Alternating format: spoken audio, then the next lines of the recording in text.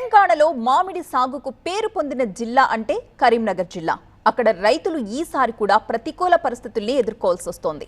Virus తెగుళ్ల కారణంగా ఏటా దిగుబడి పడిపోతూ వస్తోంది. ఇప్పుడు తేనె మంచు కారణంగా మామిడికాయలు నేలరాలిపోతున్నాయి. ఆ స్టోరీ ఏంటి ఇప్పుడు చూద్దాం.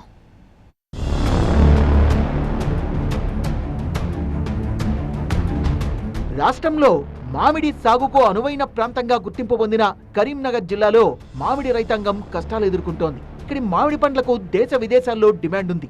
ఒక్కసారి ఇక్కడి మామిడి పండ్లు రుచి చూస్తే మళ్లీ తినాలనిపిస్తుంది. ఇప్పుడు ప్రతికూల వాతావరణ పరిస్థితులు, వైరస్ తెగుళ్ల కారణంగా ఏటేటా ఇక్కడ దిగుబడి తగ్గిపోతోంది. మామిడి చెట్లు నరికివేసి వేరే పంటల సాగుకు ఆసక్తి చూపుతున్నారు. 4 ఏళ్ల నుంచి ఒక కరోనా టైం నుంచి మా మామిడి తోటకు మొత్తం తేనె మనసు పొదుగు ఇవంతా చేయబట్టి మామిడి తోటలు కోసేస్తున్నారు కొంతమంది రైతులు. ఈ కాయ ఇట్లా ఓటుకు మంగుకు ఎవడు మార్కెట్లకు తీసుకుపోయినా కానీ బయటకు తీసుకోపో ఎవరు ఉండలేరు. ఈ యొక్క తోటలను రైతులు కోసేస్తున్నారు మొత్తము. ఉమ్మడి కరీంనగర్ జిల్లాలో దాదాపుగా 60,000 హెక్టార్లలో మామిడి తోటలున్నాయి. జగిత్యాల పరిధిలో మామిడి సాగు అధికంగా ఉంటుంది. ఇక్కడ దిగుబడులు బాగా ఉండడంతో జగిత్యాలలోనే మ్యాంగో మార్కెట్ ఏర్పాటు చేశారు. ఎంతో రుచిగా ఉండే బంగినపల్లి, దశేరి, హిమాయితీ, కలాం, కేసరి మామిడి పండ్లకు ఈ ప్రాంతం పెట్టింది పేరు. బంగినపల్లి, దశేరి రకాలకు విదేశాలలో కూడా డిమాండ్ ఉంది. ప్రవాస భారతీయుల నుంచి ఇక్కడి మామిడికి డిమాండ్ ఎక్కువై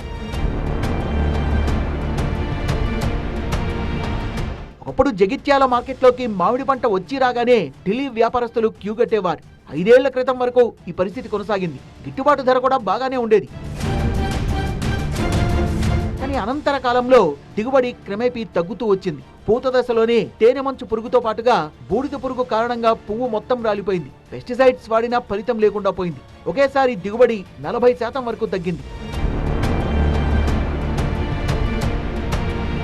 కాయ సమయంలో బాగానే ఉన్న మామిడి మాగే సమయానికి చిన్న పురుగులు పండ్లలో కనిపిస్తున్నాయి. క్రమంలో మామిడి ధరలు పతనం కావడంతో పాటుగా అసలు ఈ పండ్లను వ్యాపారస్తులు కొనుగోలు చేయడం లేదు. దిక్కుదోచని పరిస్థితుల్లో రైతులు మామిడి చెట్లను కొట్టేస్తున్నారు. గత ఏడాది 30% వరకు మామిడి చెట్లు నరికేశారు. ఈ ఏడాది కూడా అదే పరిస్థితి ఉండడంతో తోటల్ని నరికేస్తామని చెప్తున్నారు రైతులు. మామిడి చెట్లు తీసేసి ఇతర పంటల్ని సాగు చేసుకుంటామని చెప్తున్నారు. వర్షాల వలన దేని వలన కానీ తోటలో మొత్తం మంగు ఉంది. ఇప్పటికీ నేను 4 సార్లు స్ప్రే చేయబడేది.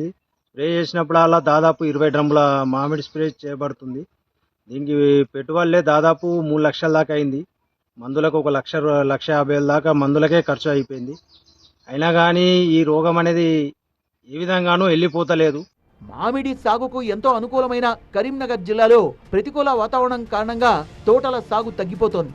రైతులు ఎన్నో కష్టాలకు వచ్చి పంటను కాపాడినప్పటికీ కనీస లాభం కూడా ఉండడం లేదు. ఒకవేళ కాస్త కూస్తో దిగుబడి వచ్చినా చేతికొచ్చే సమయానికి ప్రకృతి పగబడుతోంది. గత 5 ఏళ్లుగా వడగండ్ల కారణంగా నష్టపోయిన మామిడి పంటకు ఇప్పటికీ పరిహారం అందలేదు. ఇన్ని కష్టాల మధ్య మామిడి సాగుకు దూరం అవుతున్నారు ఎంతో మంది రైతులు. ఈ తేనె మనసు అన్నది మొత్తానికి చనిపోయే రకంగా మందులు తీసి గవర్నమెంట్ పట్టించుకొని మమ్మల్ని ఆదుకోవాలా, రైతుల్ని ఆదుకోవాలా. మామిడి చెట్ల రైతుల్ని మీరు ఆదుకుంటేనే ఇవాళ మేము బతకగలుగుతాం. ఎంత మేము కొట్టి ఎంత కొట్టినా కానీ ఆ పురుగన్న చచ్చిపోతలేదు. కొట్టంగానే లేచిపోతుంది. లేచిపోయిన తర్వాత మళ్ళీ ఒక వారం 10 రోజులు అయిందంటే మళ్ళీ చాలుతుంది. ఎన్నిసార్లు మందులు కొట్టినా కానీ ఈ క్రాప్ అన్నది అసలుకి నిలుతలేదు. తెగుళ్లు, గిట్టుబాటు ధర రాకపోవడం, పంట చేతికొచ్చే సమయంలో ప్రకృతి ప్రకోపం, ఇలా మామిడి రైతులకు అనేక అవరోధాలు ఎదురవుతున్నాయి. పరిస్థితి ఇలాగే కొనసాగితే మరో 3-4 ఏళ్లలో ఈ ప్రాంతంలో మామిడి చెట్టు అనేదే కనపడే అవకాశం లేదు. ప్రభుత్వం కల్పించుకొని రైతుల్ని ఆదుకోకపోతే ఈ ప్రాంతంలో మామిడి సాగు అనేదే ప్రశ్నార్థకంగా మారనుంది.